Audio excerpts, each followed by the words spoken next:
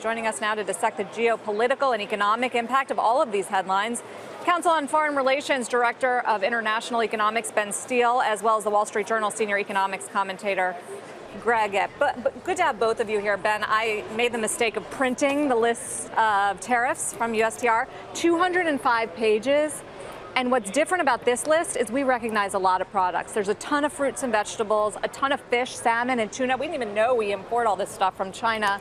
Furniture, handbags. How much of an escalation is this? It's enormous. Remember, over half of U.S. imports are intermediate goods that American exporters rely on in order to manufacture. A lot of those firms are already being hit by the president's tariffs against China. We're talking about manufacturers that rely on things like metal casings from China, and that's not even looking yet at the retaliatory action that we're seeing from China, which are going to be directed at firms and farms in key electoral districts that the president's going to need in the midterms in November.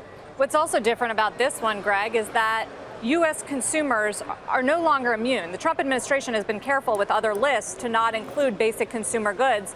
That's thrown out the window with this list. So what could be the impact on consumer prices and inflation overall?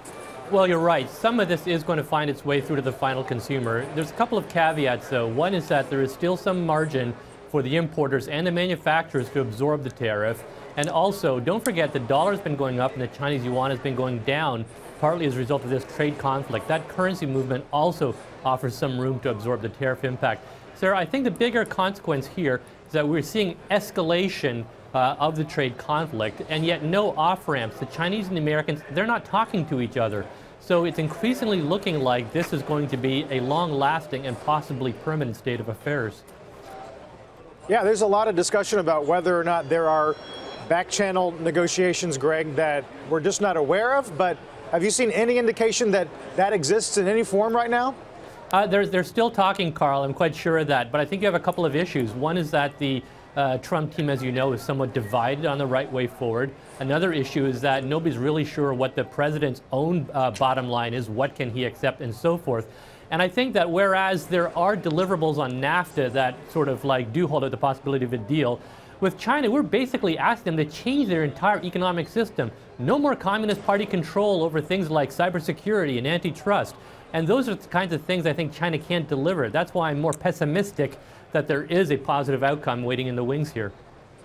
Ben, you know, it's been pointed out, and it's a fair point, given the differential in exports and imports from the respective countries, the Chinese are going to run out of things to put tariffs on fairly soon in terms of what comes in from our country. Do you expect them then to go to other methods to try to extract pain? Without question. I mean, the Chinese have an enormous number of tools they can play with. They can make life absolute misery for U.S. firms operating in the country. David. Remember as well, President Xi doesn't face midterm elections in the autumn. He himself will never face another election. Whereas for this president, if this trade war goes on beyond Labor Day, he's got a real political problem. But what are those tools? What weapons do they have? They can health inspection licenses. They can slow walk inspections. They can call snap inspections on site.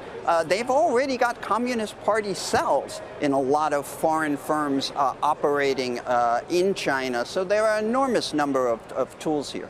Greg, I wonder what you made of the... for 1 second here. Yep, go ahead. We're reporting this morning from our China Bureau that BASF, a big German chemical company, has been approved to open an operation in southern China without a joint venture requirement. That is very unusual. American competitors to BASF are still waiting for those approvals. That is a very clear, concrete example of how the Chinese can apply pressure in a couple of, non-tariff ways on the United States.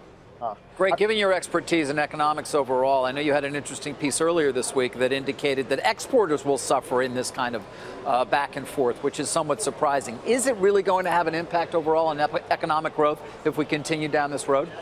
The initial impacts, David, will be quite tiny. We're talking about 0.1 or 0.2. What people have to understand is the effects of rising trade barriers are felt over time. 5 to 10 years from now, if all these tariff barriers go into effect, Americans will be spending more for cars and they won't have as much choice for cars. Maybe you won't realize that that's the consequence, but it will be. Finally, Greg, I wonder if what you made of the president's tweet regarding farmers today, as we watch soybean prices near a 10-year low. Does that lead us to things like price supports, the things that have been suggested in the past? Yeah, well, it possibly does, and there you end up in that kind of like world where the Europeans used to be. Let's block all cheap American food, farm goods from coming in, but in return we have to like spend, you know, bucket loads of taxpayer money supporting our farmers. Is that really where we want this to end up?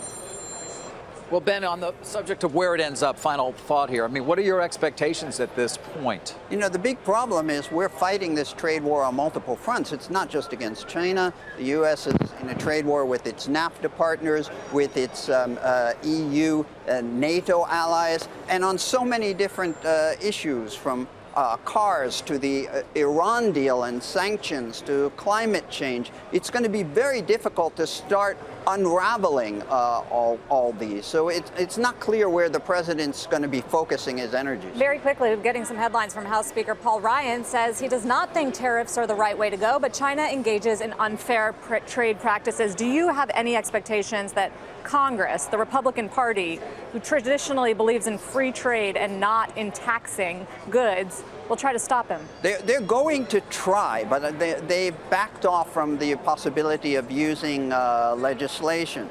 They've certainly got allies within the administration. Your old colleague, Larry Kudlow, wanted to put together a coalition of the willing to go up against China, but the president's chosen to go in a very different direction.